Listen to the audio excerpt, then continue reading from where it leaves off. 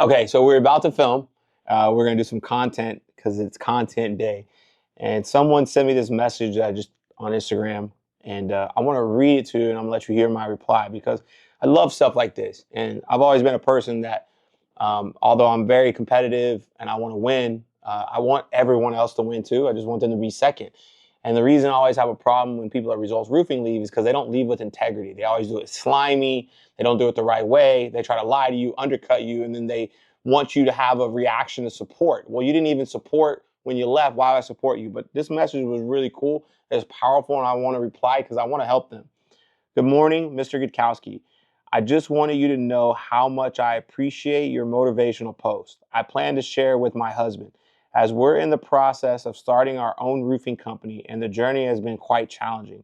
He often invests time providing quotes and guiding clients through the insurance process and showing up when the insurance adjuster gets the client's home, only for them to choose another contractor offering a cheaper price.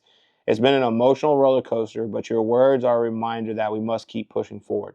And I love that because that's what we all deal with, and that's part of business. And so, not everyone, that starts a business is going to be successful, and they just don't realize how challenging it really can be. You think that it's going to be easy. You think even if you sold roofs or did something else and you were successful at your previous place, that you're going to be successful when you become an entrepreneur. It's total opposite because being an entrepreneur demands everything from you all the time. And when things go wrong, and you're an employee, you always have someone else to blame. When you're the owner, it's your fault, no matter what, even when your employees screw up. And so these challenging times when you open a business, there's usually no income coming in. You still have a family to support, and you have no one to blame but yourself. And so when things go wrong, we always look for something like, hey, why did this happen? Why this? And it's the most challenging thing you will ever go through in your life. When someone tells you being an entrepreneur is easy, they're full of shit. It's not going to be easy, and most people don't make it. You see all this on social media, how sexy it is and how fun it is. Just Google the stats, right? Chat GPT, how many companies do $1 million in sales a year that collect it? How many companies are doing 10 million in sales? What the average entrepreneur makes. And I promise you, it'll make you second think about becoming an entrepreneur. So I'm going to reply to them real quick, just a voice message to try to offer some more encouragement because I think it is something that people have, and I wish more people would. And I wish more people would send things to do it the right way. Hey, what's going on? First of all, I wanted to thank you for your message, and I appreciate that. That's why I do what I do. I'm a super competitive person, and I want to win, but I want other people to win too. And I will just tell you, I don't know how. I know you said you're starting out your company. I don't know if that's officially going, or if you're in roofing before, or whatnot. But this entrepreneur thing is tough, and it's really hard. It'll be the hardest thing you ever do. I don't know if you have kids in a family, but being a family, being a mother, a father is easy compared to being an entrepreneur.